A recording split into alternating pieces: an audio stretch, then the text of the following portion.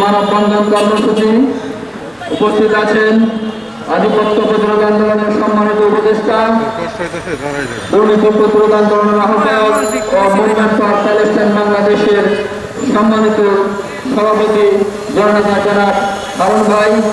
উপস্থিত আছেন United labour পার্টির সম্মানিত চেয়ারম্যান জননেতা হুমায়ুন কবির।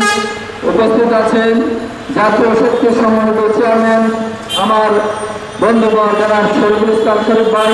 উপস্থিত আছেন উন্নয়ন পার্টির সম্মানিত চেয়ারম্যান জনাব মুস্তফুর রহমান। আমাদের মাঝে উপস্থিত আছেন ঐতিহ্যবাহী নিজাম ইসলাম পার্টির সম্মানিত ভারপ্রাপ্ত সাধারণ সম্পাদক জনাব এরশাদুর রহমান এরশাদ ভাই সহ বাংলাদেশ মুসলিম সমাজের নেতৃবৃন্দ, সাংবাদিক বন্ধুগণ এবং অন্যান্য জাতীয় নেতৃবৃন্দ, সবার প্রতি রইল আমার সালাম। আসসালামু আলাইকুম ওয়া রাহমাতুল্লাহি ওয়া বারাকাতুহু। আজকে আপনারা জানেন 2011 সালের 7 জানুয়ারি আমাদের কুড়িগ্রামের দিনহাটা সীমান্তে আমাদের বোন সালানির লাশ দীর্ঘ 5 ঘন্টা কাটাতারে চলেছিল।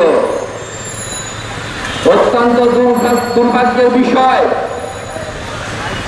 আজকে এই 2024 সালে এসেও আমরা সালানি হত্যার বিচার পাইনি।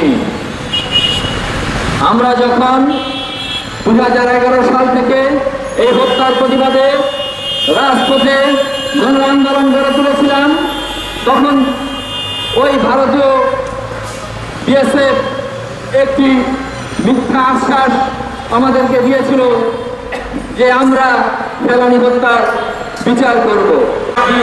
আন্দোলনে